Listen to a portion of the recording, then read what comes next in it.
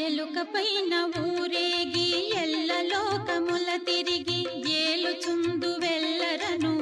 గణపతి ఎటు పొగడుదు నీ మహిమలను